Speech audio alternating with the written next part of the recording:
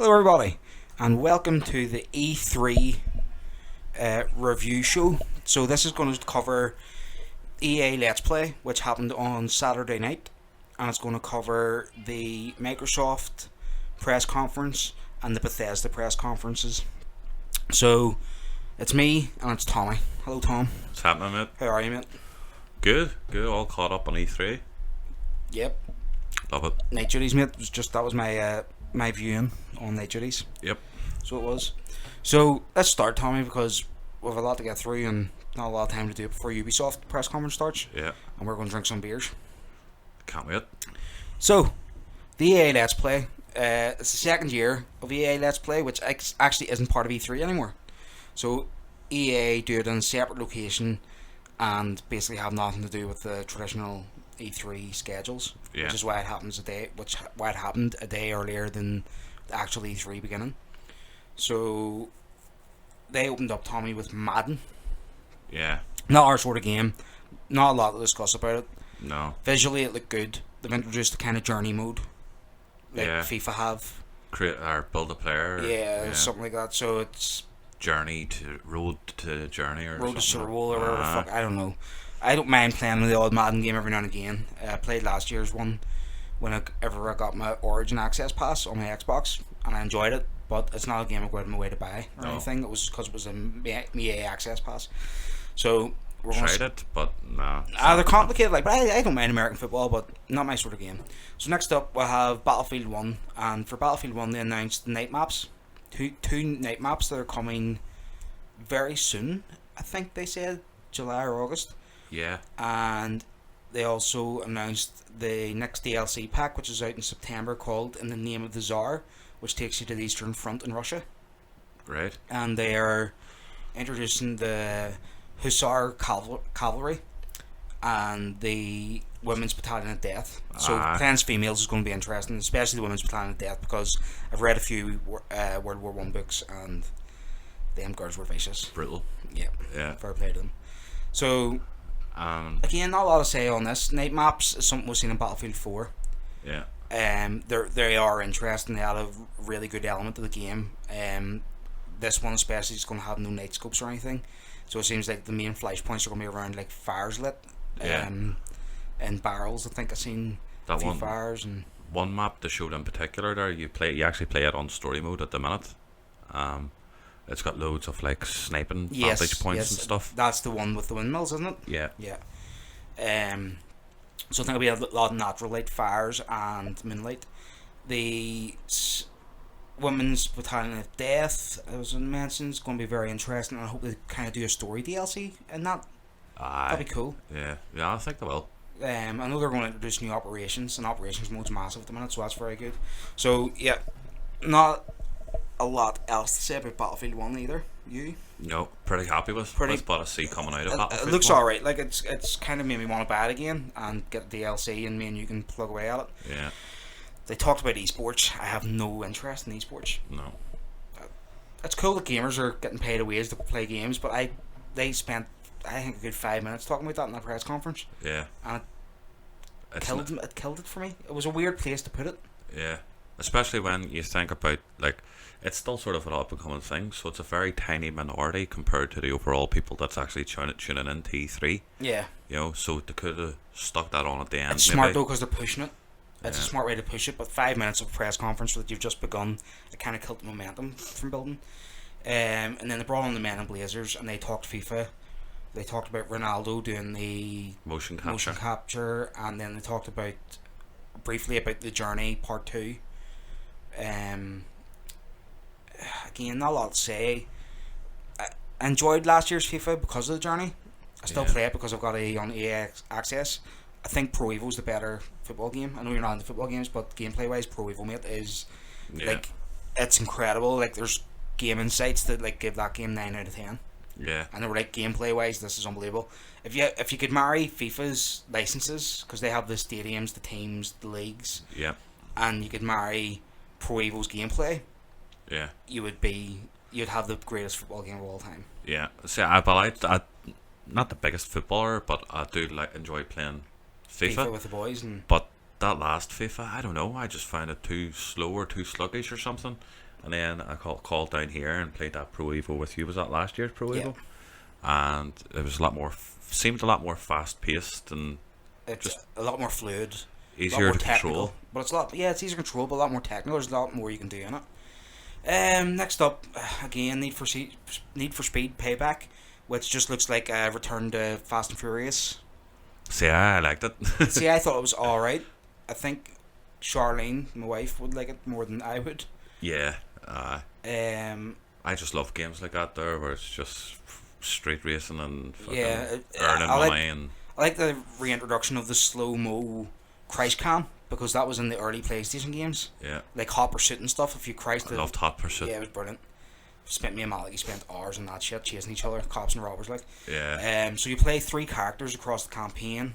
They've done away with the fucking stupid actors acting out the cutscenes, which is good, because I think they were dodgy. So thank God they've returned to CGI.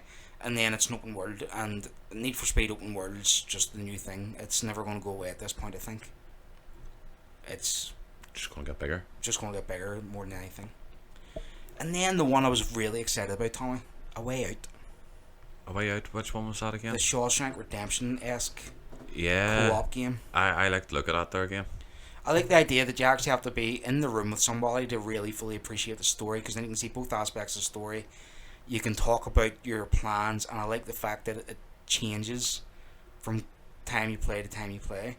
So like you can restart the story and try a new avenue of escape. It reminds me of kind of Hitman in reverse. In Hitman, you're trying to infiltrate somewhere. Yeah. In this place, you're trying to get out, but it's cool. It's a co-op game that you can sit and Work together. split screen, work together. It really interests me. It's one of them games where you can actually sit down, have a few beer, and a bit of crack, trying to crack this game. And see if it took you 3 or 4 hours to get through it. As long as it was 3 or 4 hours quality gaming time with a good friend, a few beers, as you say, Yeah. it'd be worth the 20-30 quid that they're going to charge you for it. Go Yeah. halfers on it, enjoy the night of it. Down the line, you go, here, it's fancy going through that a different way, and I'll play as this character and you play as the other character. You know, like there's Yeah. I mean, you don't just complete the story and it's done. You can come back, and even if you take the same path, there's still different Something wee tweaking. things that'll happen along the way. So I'm really excited about that. I think that out of all the EA games, besides one coming up we're going to talk about, it really excited me. It's one of the games of E3 so far for me. It's Yeah. really interested me, and I can't wait to see more, which I'm sure they will show on like GameSpot stage or IGN stage or something. I think it'll definitely be one I'd be purchasing when it comes out. 100% agree. So then they went on about the One X and showed some Madden graphics running on the One X.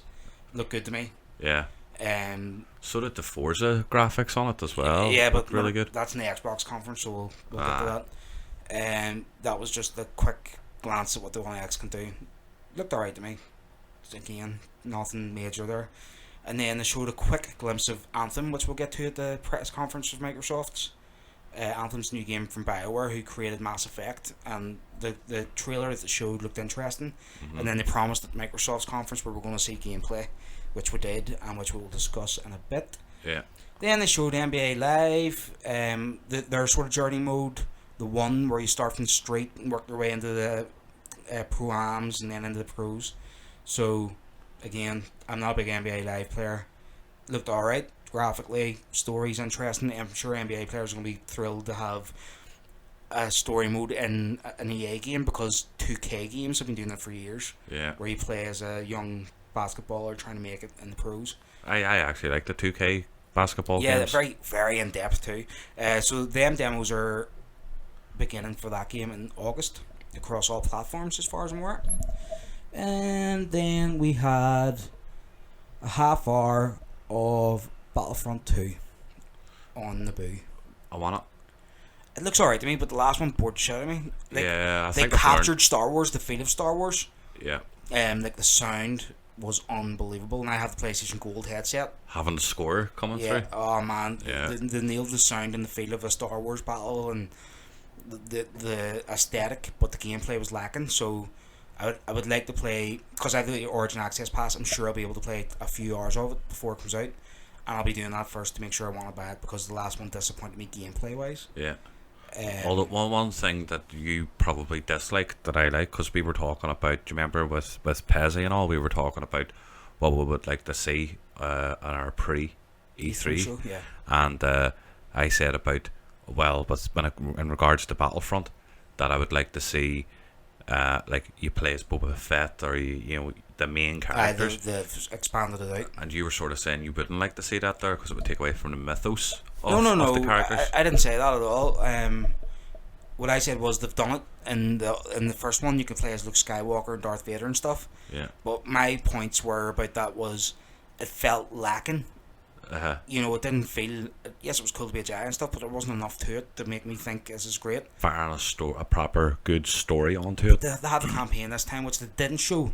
But the campaign is there, so I can't wait to see more of that. I'm sure they'll show that in the stage Journey 3 this time as well. Maybe even PlayStation tonight. I think you might see the campaign of PlayStation's press conference tonight. Yeah. So EA titles are free for a week, folks, on PlayStation, Xbox One, and PC through Origin Pass and Origin Access on PC. You get that free for a week, and on PS4 there's selected titles free for a week, and that rounded off the EA conference. Tommy, what out of 10 would you score EA? I gave them a solid 4 because I thought, besides Anthem and A Way Out... See, I was going to be generous and give them a 6, but the overall style of the presentation was terrible. Yeah. It was just the way it was all, you know... It was all over the show, wasn't it? Like it wasn't as if there was much rehearsal or anything went on. So, yeah, I'd probably go 4 or 5 out of 10. Yeah, I give it a 4, so we'll call it 4.5 there then. All in. Congrats to the 2 Battlefront players who got engaged. A guy at the end of the battlefield or the Battlefront gameplay proposed to his girlfriend. No way. In the middle of E3. Fair play to him. Did they show that? I don't think they showed it, but I seen it after. Yeah. So fair play to them too. Well done, sir. Ah, nice. You're gonna have gaming babies. Okay, Microsoft. Now, Microsoft was fucking interesting. They showed a total of 42 games. Mate. It was a long conference. It was about an hour and 45 to 2 hours long. And we were introduced to the Scorpio, which is now called the Xbox One X. Yeah. So the price point, folks, is £450 over here and $499 in the Yank States. It's smaller than any other iteration of the Xbox One, which I was surprised at because I was like going, how big is this box going to be? Because it looks like a chunky motherfucker. It did look like a chunky motherfucker, but I think they were intentionally not showing the way usually a console is shown on the podium. Yes. Microsoft always show that. I don't think they finalized that design 100% yet to the point where they want to show it. So I think they're still going to iterate on that until maybe next month, and then we're going to see it. It's out October, did you say? November 7th. November 7th. Worldwide release. A few notes on it here. It's liquid cooled, which is usually reserved for high-end PCs. Yeah. Because of the heat generated, because they put so much new technology in this smaller box, it made sense. Yeah. I was expecting to be a bigger box because of the heat. Because they were introducing so much technology in the console, I was like, geez, they're going to need like a big box for heat, fans and sort of liquid cooling. The original Xbox One, I think, did it have like 7 fans or something? Yeah. Inside it. Yeah. Where this one's liquid cooled and a couple of fans, I think. So be a lot quieter. It's going to be a lot quieter because of liquid cooling as well. So it's got a new type of power management system as well, which they talked about, which is fair play to the guy from Microsoft who he developed this new technology himself, especially for the One X. So that was worth mentioning. They named that after him, didn't it? Yeah. So it's 4K. For me, it's a fancy PS Pro, mate. Yeah. I don't know if it's going to be worth the extra £100. It looks better, but how much more better does it really look on a 4K TV than the PS Pro? It's hard to say. Yeah. I thought they were going to introduce as the Xbox 2. Yep. And completely different generation. Just separate it. There's more notes that talk about the One X as we go down towards the bottom of this now. But the big thing for me was you get to keep your game library. So whatever games you have in your library for your Xbox One as is going to work no bother with the Xbox One X. Backwards and apparently compatibility. It's going to scale it up. So and backwards compatibility for the original Xbox. Yeah, that was their very final announcement. which is interesting. We will get to that because if we note on that I want to run by you to see if it's worth all the money they're pumping into it. Yeah. So we had 42 games, which we're going to go through, and we're going to talk about a few, and then I'm just going to name a few that we're not going to talk about, and we'll hint on a few and just, yeah, that looked alright or whatever. But there's a few we'll probably go in depth on. Forza 7, it's another racing game. It's Forza, more of the same. Looks brilliant graphically, running on the 1X. I really like the water dynamics whenever they were hitting the puddles. And the rain and stuff. I thought it looked the graphically looks unbelievable. Forza always does it with the graphics, man. Forza's been graphically unbelievable since the 360 days. So yeah. And then they introduced a new Porsche, good for them. 911, wasn't it? The new 911 GT Turbo. It looks tight. It looked alright. And then they played it in game. Okay. Then one that I was really interested in was Metro Exodus. Yeah. That looked good. And I kind of knew it was a Metro game. Right from the start. I was like, oh, it's got the Metro feel. It's stylistic. And 4A games. Xbox tried to say that 4A games made their name on Xbox, but really it's on PC. Because the Metro games are massive on PC. They're so demanding on PCs that it's almost legendary. Yeah. So I'm surprised they try to get away with that comment. So I'm sure it'll be mentioned during the PC Game Show, which is on as we speak. It probably didn't go unmissed, No. People are going to bitch about it, I'm sure. Look good. I like the graphics. I like the werewolf-looking creatures. I like the fact that it's going to be an open world now, because the other ones weren't open world, were very linear levels. Yeah. I liked the way the cliff crumbled when the big beast got too close to it. There were some nice touches. So there was, and like the way mid-movement he lifted a beam out with his hand out of the way and stuff so we can get onto the beam. It looked pretty legit. I'm happy enough with that. Yeah, I don't know if it'll be one I'd go out of my way. I might play it with you and then see how. But the trailer still got me. They're notoriously hard games, mate. Yeah, like they're a hard game to play. I really enjoy them though. I think I have them on my Steam account, so I'll let you play them on PC. Next up, we'll have Assassin's Creed Origins. Love to look at this here. What did you think? All in. What's your thoughts? I've never really been a big Assassin's Creed gamer. I've watched the movie, and the only game I've played is Black Flag. That was the return to form after a couple of duds. So this here one, I'm not too caught up on the whole story of the Assassin's Creed. I know, what the whole sort of who they are and what to do, and the background. Enough to enjoy it. But to see the actual origins of the very first Assassin's Creeds and what they did and how they continued that legacy through generation and generation, will be interesting to see. It's going to be interesting. I think Egypt's a smart choice because it's an empire that was wrapped in myth. Even now we don't fully understand it. Yeah. What really annoyed me is that the pyramids were all white, where in reality one was white, one was red, one was black. Yeah. And I thought they would have picked that up, and I was like trying to look at the pyramids, and like the feed kept glitching and stuff, and I was like, the fucking pyramids multicolored or what? But they were all white, so... Your boy, whatever the name of the character is, he was sort of, did you see he was scaling up one of the pyramids? Yeah, it looked cool. And it was white, the pyramid, but when you got to the very tip of it was gold. That's the way it used to be, yeah. Yeah, so that's sort of, to me, like, I was like, yeah, I could fucking... It looks interesting. I like the new aerial observation tool in the form of a bird. Yeah. It was like playing... Copernicus! It was like playing fucking Ghost Recon Wildlands, firing up your fucking drone in the air. So, yeah, that's cool. That's a nice wee touch. Well, I'll play it. I'll wait for the reviews, because Assassin's Creeds have been shit recently. Yeah. I did enjoy Syndicate. I played it. It had like a wee... The intro was like very cinematic. It was like a train chase or something, and then the train crash and stuff was very cinematic. And I went back into like Assassin's Creed mode, where I'm hoping in this one to kind of like realise that opening the Syndicate was really cool, and introduce more cinematic missions. Yeah. Where yes, you might be going linear, but there's more happening. Yep. I wouldn't mind like for the 40 or 50 hours you're going to play the Assassin's Creed game, if 5 hours had scripted missions, which introduced like fucking crazy explosions, a pyramid falling around you, something. Do you know, like Doing like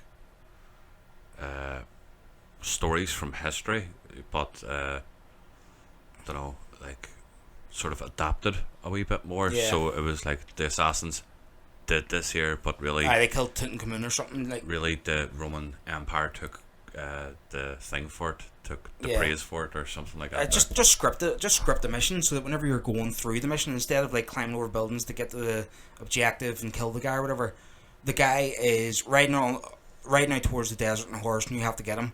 But then there's like people in chariots chasing you down, and it's all scripted and it's all more cinematic and it's got a really refined feel. Yeah. Even if you're in a canyon and you can't go anywhere else, give it a nice refined shade and make it feel like a AAA game. Yeah. Story wise. And then they talk about Mixer, which is their version of Twitch. I wasn't fucking interested. Then they brought out PlayerUnknown Battlegrounds, which is going to come as an exclusive console wise to the Xbox. It's been on Steam for quite a while in Steam Greenlight. I really like the look of this here. It's literally fucking Battle Royale, which is, I'm going to have to get it in Steam and give it a go and see how it is, but it looks good. It looks like all out carnage. It looks like it runs on the Armour engine too, so same as DayZ and Armour 1, 2 and 3 and whatnot. And then they hit Deep Rock Galactic, which was the dwarves going down into the cave. And the big spider stuff. That looked interesting to me. I liked the aesthetic of it. It looked good, like that sort of like a cartoony sheen to it. It was like if Nintendo had have done like the Hobbit or Lord of the Rings Yeah, games that's literally in the what it was. 90s or something. Yeah.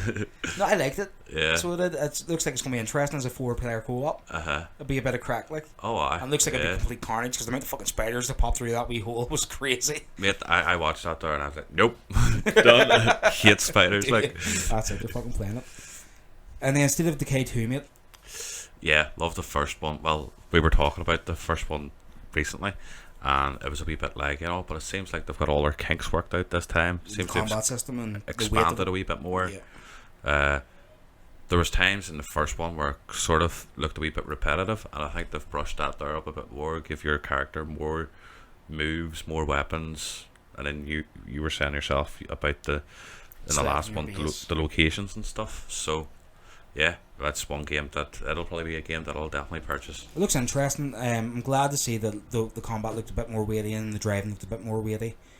I think in reality, I don't know how much more polished it's going to be. Yeah. I'm hoping it's going to be good, but if you like The Walking Dead, you'll enjoy this as a game, I think. Yeah, if you like The Walking Dead, it's going to have like people management, system managements. It's going to have a lot to it. Because everybody thinks, oh, I could survive They'll show me an apocalypse. So this is sort of like your practice leading up to if Theresa May decides to push that button and fuck us all over. Yeah, this is true. But no, it looks interesting right enough. So it does. They showed the Darwin Project, which was the arena game where the guy came out and done like a big shouty commentary over it. That's right. It didn't interest me in the slightest. Was that the one with the orcs and all? No. No, it was like what was the one? An invisible guy sneaking up on a guy with a shield. Yes. It didn't look interesting. It looks like a MOBA to me. I'm not interested in MOBAs. And then they talked about Minecraft Super Duper Graphics Pack and the fact that they are now making Minecraft cross platforms. If you play on your phone, you'll be playing with people on Xbox and PC, and you can cross platform it. Yeah. Now we're going to talk about a big list of games. So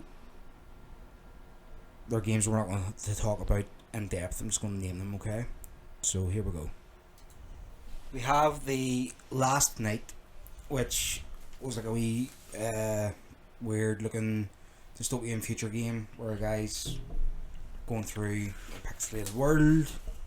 Nothing much to mention about that one. We have the Artful Escape, which was the guy playing the guitar. That was really random looking. Yeah. Then we had Code Vein, which looked like a dark version of that movie Hero with Jet Li, where they were like flying through the air fighting. Yeah. That looked pretty cool. We had Aishin, Black Desert, Cuphead, which I'm surprised didn't spend more time on, which looked like the Disney one. Yeah. Which is very, very cool looking, but I don't know if I'll play it. Dragon Balls Dragon Ball Fighters Z at the end. Ori and the Will of the Wisps, which is a sequel to Ori and the Blind Forest, which looks interesting. Very artistic. Yeah, I've never played Ori and the Blind Forest, but I like the look of it. I will get around to playing it. Super Lucky's Tale, which was the wee squirrel collecting coins, which is a VR game. Oh, is it? Yeah. Problem is there's no VR announced for Xbox this year, which a lot of people are like sending me Facebook going, "Anto, why there's no VR for Xbox?" Now because they've just announced a piece of hardware. If they announce a VR, then they're going to take away from the hardware that they've already put up. Plus, Oculus had a big lawsuit where they lost hundreds of millions to ZeniMax, so I think they're going to keep it quiet.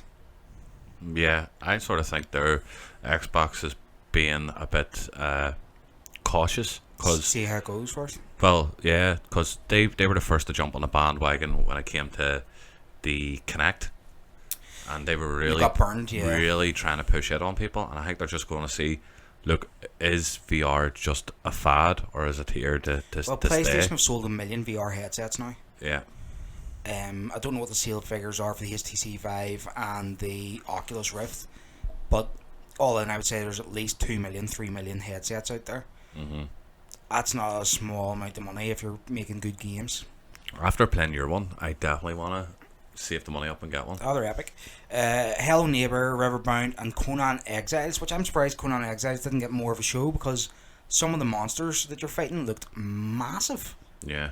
Looked really interesting to me. But what can you do? Tacoma, which I want to talk about, is Fulbright's new game. They made Gone Home. Did you play Gone Home? No. Then I'm not going to talk about it. Why? I'll let you play Gone Home first. Talk about it, you might as well. Sure. No, because I wanted to talk about Gone Home and how Tacoma's going to look after that. It's out on August 7th. For anybody who's played Gone Home, I'm pretty sure you're going to go out and buy this like I am on August 7th. If you haven't played Gone Home, buy it, play it, love it, and enjoy. Life is Strange Before the Storm. Did you play Life is Strange? It's free on the PlayStation there, the full season. No. What? Did you add it to your library? No. Did you not? Didn't even see it. No. I seen the Xbox briefing on this one. Yeah. But I didn't realise that it was like an already existing platform. Life is Strange is about a girl called Max Cofield, and she moves back to a town after a few years of moving away, and comes back, and she starts having these dreams of a giant storm coming to destroy the town, and the whole mechanic is built around she can rewind time. Nice. And you have to make decisions that eventually cost a lot of souls.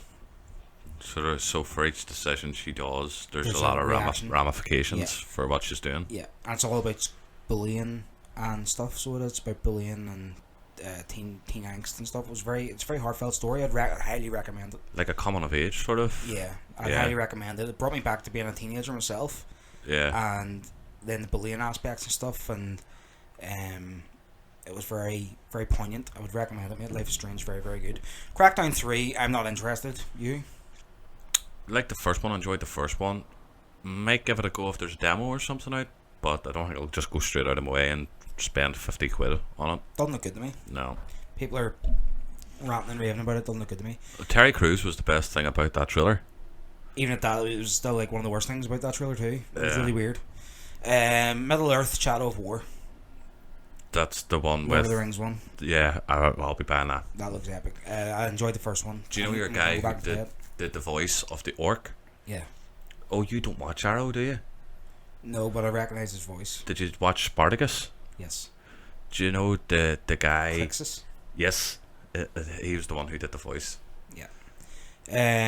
The main guy was voiced by what do you call him? He done The Last of Us. Why is his name out of my head? He done Joel in The Last of Us. Oh, his name's gone. People are gonna kill me. What's he, an actor? Like a big actor? Is it? He's a big voice actor in games.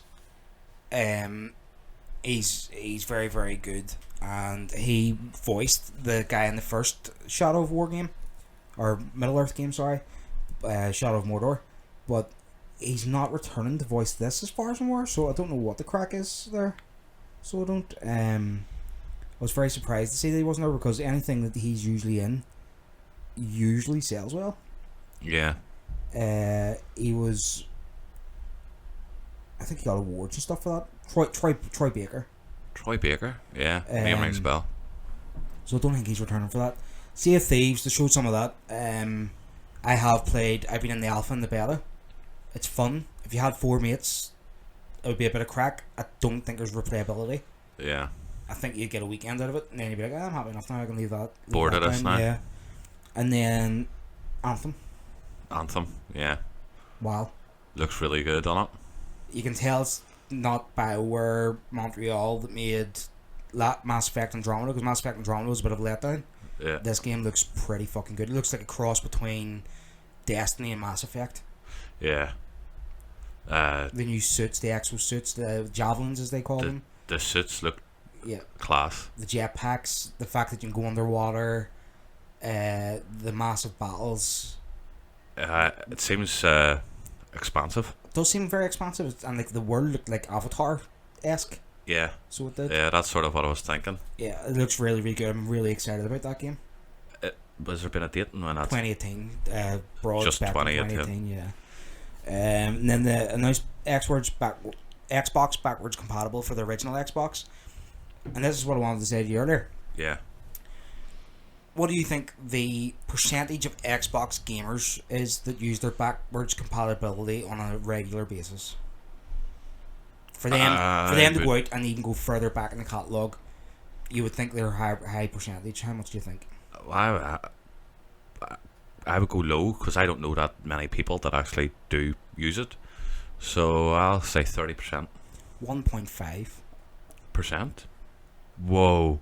1.5% of right. So like they said, they've had over 30 million gamers that have used it. Right. But I'm one of them gamers. I've went back and I've played Red Dead Redemption. Yeah. I reckon that's the main game that people go back and play, and then once they're done with it, they don't play it anymore. So 1.5 would regularly use it. 1.5%. Yeah. That's not enough for me, and I can see why PlayStation are going, why would we spend loads of money on infrastructure to make this happen when no one really goes back, because you want to play new games, you don't want to really go back and play old games all the time. Yeah. So it's alright for nostalgia's sake, yeah. but it's, I could go and play half an hour of Mario, right? Old Mario. But I know old Mario, I've cleared it out completely. Whereas a new game like Call of Duty or something drops, you want to sit and play that entire thing, and for the next 6 months. That's it. Well, I don't understand it. I don't understand why Microsoft's pushing this. And this is their official number. They came out and said this: 1.5% of gamers regularly use it. But then 1.5% of their audience is still a lot of people. Like, but it's not a lot of money because you're not making money off this. There must be, Well, backwards compatibility. Whenever you're like, I had to buy Red Dead Redemption because I don't have the disc anymore. Mm-hmm. But I owned it on the Xbox, and I thought it would just carry over. I could have swore I had it in my games library. Yeah. Do you know what I mean? I thought it should be sitting there, but it wasn't. 1.5% of gamers. It's just not enough for me, mate. No. Do you know what I mean? That's 300,000 people regularly using it, week to week. Yeah. That's not good enough. Especially if you're not making a lot of money, But they must have faith in it to keep it going. They must do, but I just don't see the appeal. See, I'm trying to think of the original Xbox games that I would have actually went back and played, but other than they're sort of across all platforms, but probably the Halo, Gears of War, Grand Theft Auto. I've got the Halo Master Chief Collection, and whenever I bought Gears of War 4, I got all the other Gears of Wars free. Yeah. So that's the games that people are probably playing. But as soon as you do them, you're not going to go back and play something else. You're not going to go back and play Saints Row. Nah. Do you know what I mean? It just ain't going to happen. I don't understand. I don't see I do realise like some of the games will have updated graphics, stuff like that there. But is it really worth going back and doing that there for the sake of? They probably spent millions doing that just to have brownie points over Sony. Mm-hmm. Do you know what I mean? I think it's more of a market employee more than anything. Right, so that's Xbox. What did you give them out of 10, Tommy? A solid 8. Reasoning? Everything, the way they carried themselves through it at their conference, it was all presented very well. That was very so professional. It would have been a 10 out of 10 on that. But then when it came to things like the pricing of the PlayStation, the new PlayStation, Xbox, Xbox, and What else? Well, the main reasoning would be that there. So we dropped it down to Well, I 8. did give them a 9. I thought like having 42 games, there was a game there for everyone. Yeah. I'm interested in a couple of games, but I'm also interested in games that I'm probably going to play rather on the Xbox on my PlayStation. Yeah. Like Anthem, I'll play that on PlayStation. Shadow of War, sorry, I'll play that on my PC or PlayStation. Do you know, like, I will get a couple of games for the Xbox because I always like having something to play when I'm downstairs. But the majority of these games I'm going to get on PlayStation or PC. Yeah. My PC's 4K ready. If I had a 4K TV instead of buying the Xbox, I'd have an Xbox controller and a 4K TV and a PC that can run it. I would do that. Yeah. But I give them 8 out of 10 as well. So that's a solid 8 all around there, folks. So we're in agreement there. Yeah. So, Bethesda. Yep. What did you think? Bit of a letdown this year, but we'll go through it here. So they introduced Doom VFR, which stands for Virtual Fucking Reality, which I like. Smart. Because they had the big fucking gun edition of the game. Yeah. And they showed Fallout 4 VR with a crazy intro where a girl looked like a 60s TV show. Yeah. And then she calls this big robot fucking dog thing that breathes fire at the police car. It was really random. Flipped it over. Yeah. Yeah, I was sort of like, did I click on the right video here? Yeah, I know. I was like, what the fuck's this?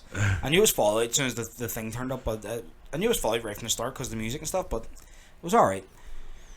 Not much to say there. These announcements have been made. People knew these were coming.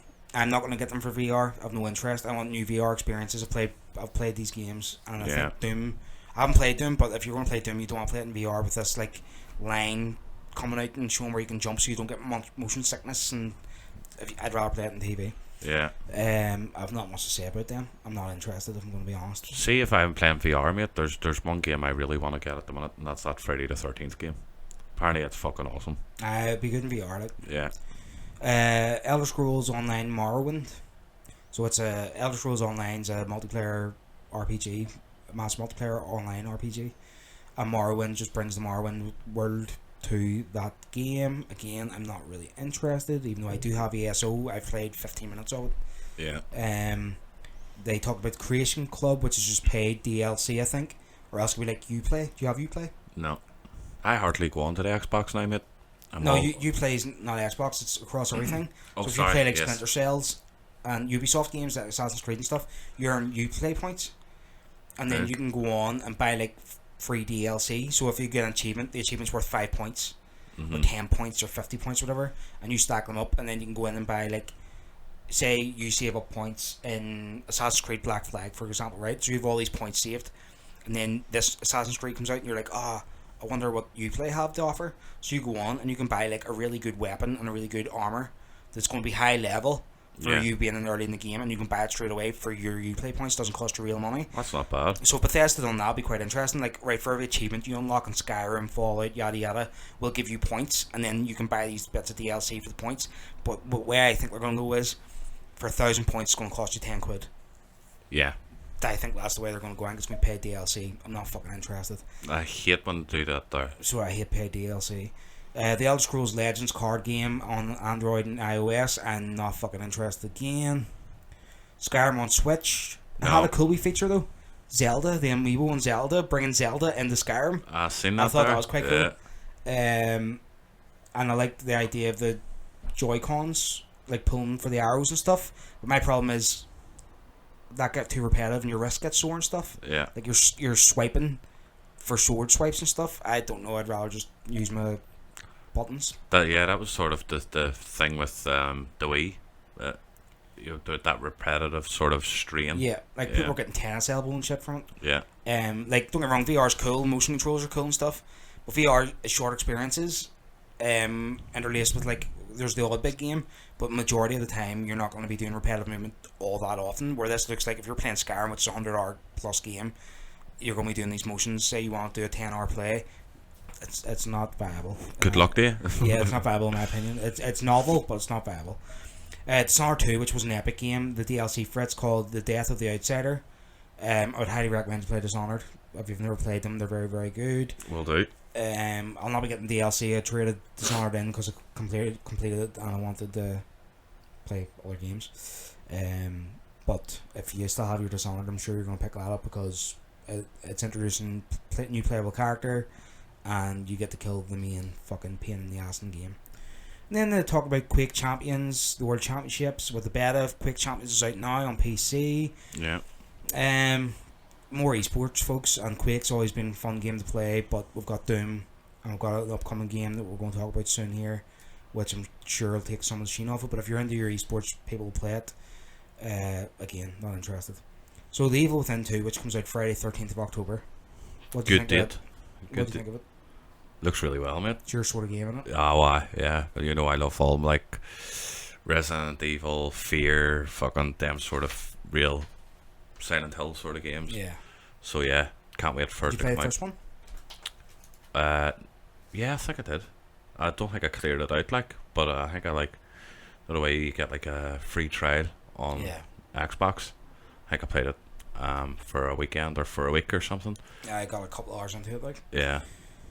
It's not my sort of game. I played the first one on Steam account. Me and Malachi share game libraries on Steam, and he picked it up and I played for 20 minutes or so. It was just alright for me. Yeah. Nothing fantastic. Didn't grip you? No, and I felt a wee bit motion sick playing it. Compared to, what would you prefer, it or Resident Evil? Probably a silly question, is it? I played Resident Evil, but again, it's not my sort of game. I don't really enjoy horror games. Yeah. I enjoy them for the novelty, for like 20 minutes of that wee butterfly feeling in your stomach or watching people freak out. But see, you're not a horror fan. I remember. I like horror movies, but I don't like. Me and Sean were sort of talking about this here, where you were saying about like you haven't really been gripped by a horror film since you were a child. Yeah, because there's the Japanese still do it really well. Yeah. But like, and The Conjuring 2 was really, really good. But it takes something to be very, very scary for me to be interested in it, and needs to scare me. Yeah. Like I watched Unfriended, and there's another one that's very similar to it, Friend Request. Aye. I watched them too, and I enjoyed them for what they were. I like the idea of social media being a factor in a horror movie. Yeah. But again, they weren't all that scary. Should have tried doing that in the new Rings movie. I enjoyed the new Rings movie for what it was too. Oh, did you? I Just for still what it haven't was. watched it. Have you not? No, just for what it was. I was like, it's alright. It suffices, you know. So we're getting off topic now. We are. Next up, we had Wolfenstein: The New Colossus. Holy shit! This looks good. I really enjoyed Wolfenstein New Order. I haven't played the Old Blood yet, but it's put me in the mood. PlayStation are selling both games for £3.50 each at the minute, so I'm gonna pick them up maybe tonight or tomorrow and sit and play them. I've got New Order on PC, but I think I'm happy to sit in the console for that price and get the achievements for it, the trophies for it. Get into it. And then play the Old Blood and get prepared for this one to come out at the end of the year, because they are fun. Yeah. And it looked a crazy game. Like I was just saying the other about the woman's freaking stabbing a Nazi officer, and the guy dropped acid, and there's like a wee frog creature lizard thing, and he's like, "Oh, it's okay," while she's stabbing a Nazi officer in the background, fully pregnant. Like, it's fucking crazy, man. But there's some new mechanics I've seen there. The suit's new. I need to play it to see what the crack is again with BJ Blazkowicz. The woman in the trailer, the blonde Nazi woman, she dies in the New Order. So right. I want to see if there's a reason why she came back. I'm looking forward to all these things. The Nazis have occupied America. It's going to be interesting. Yeah. Very similar to Far Cry 5. It's going to be like a sort of poignant American outlook. So it's going to be interesting to see these games this year and how they handle that sort of content. You can dual wield different guns now, where you couldn't in the previous games. Yeah. You had to be the same gun. So I'm really excited about it. The graphics look good. Gameplay look fast and furious. Yep. I sent you. I played the very old first one. Yeah, the proper Wolfensteins. And coming from that real blocky, pixelated sort of fucking game to where it is now. Same as Grand Theft Auto. Do you know what I mean? You had that big bird's eye sort of view, and now look at where it is now. You know, it's Bethesda. Well, ZeniMax, who's the parent company of Bethesda, they bought some really good studios. Machine Games is one of the good studios, and they gave them Wolfenstein, and they blew it out of the park. Yeah, and it brought these games back. See if Wolfenstein failed, you wouldn't have had Doom coming back. Yeah, you know what I mean. You wouldn't have had Quake coming back. They've done such a good job that these games were allowed to come back. Yeah, and be reborn. Well, there was an audience for them. Yeah, that's it. People like nostalgia, and the play very similar to the old games. Still fast, furious, like very lateral and forward movements, all the same. They all jump, but majority of it's just straight shooting. Yeah. Push forward, and it's just the way they handle that sort of content. And they've done a really good job. And the big announcement out of all that, which Bethesda do every year, is whatever you see on Bethesda shows is out this year. Yeah. So expect a lot of their updates, whatever ones tickle your fancy, the VRs or Morrowind or whatever, to be out this year. But the big one for me is Wolfenstein, which I will be purchasing. So what did you give Bethesda out of 10, Tom? Probably I'll go 5 out of 10. I give them 5 out of 10, and all 5 simply because of Wolfenstein. Yeah. I didn't like their presentation with that really fucking annoying play park cutscene thing. In Bethesda Land, we have games for everyone. Oh, I was like, fucking shoot that guy now. Yeah. Hopefully they don't do that next year. Old girl. Oh, Jesus. So, yeah, and again, look, these guys come here and do E3 every year. They need to brush up on their presenting the content, because to me it just seems as though this is Bethesda's third year of doing it, so you think they'd be good at it by now? You're either reading off a script or a teleprompter, or you're just winging it, but Yeah. you're not doing it fucking right. Yeah, you're not giving it justice. Yeah. Right, folks, that's our EA Play and E3 Day 1 wrap up. So it is. So far we've covered EA, Microsoft and Bethesda. As we speak, the PC gaming show will be wrapping up, and Ubisoft will be starting, and Sony's at 1 o'clock tonight. We are going to be posting these straight after this, so you will be getting it on Monday the 12th. Big shout out to Pezzy. Happy birthday, mate. 30th. Oh, happy birthday, Pezzy. Yeah, you old bastard. Joining the club now. One of us. One of us now. Happy birthday, sir, and hope you've had a good day with the family. And let me see what else. Yeah, another show going up tomorrow, folks, to cover what's on tonight. So we'll try to get it out a bit earlier. Me and Tommy are going to go for a nice walk around Delmont tomorrow to get all fucking start getting ourselves fit and fighting shape for the camera arriving at the end of the month. Yeah. So yes, folks, enjoy E3. Take a lot of walking, mate. Fuck's sake. Fucking joking. A lot of walking and no eating. Yeah. Need to go on hunger strike to get rid of this shit. As long as we can stop and get a new gelato on the way, I'm fine. Yeah, folks, have a good E3. Please post any thoughts on any of the games that we've mentioned. Drop us texts or Facebook or Twitter, and just let us know what gripped you, what didn't, what you thought they should have talked about, what was missing. Like, I was gutted that Bethesda didn't mention anything about a new Elder Scrolls game or Starfield, which they were supposed to talk about. So there's stuff still hidden. And as always, E3 does announce all the games at the conferences, so expect a few more announcements as well throughout the week. Anything pops up, I'll try to grab Tom, or else I'll be just doing it by myself, or he'll be doing it by himself, where we'll pick up on a game that we like, and we'll probably get on and talk about it real quick. So have a good E3, folks. Thank you very much for listening, and we will see you tomorrow. Peace. Peace.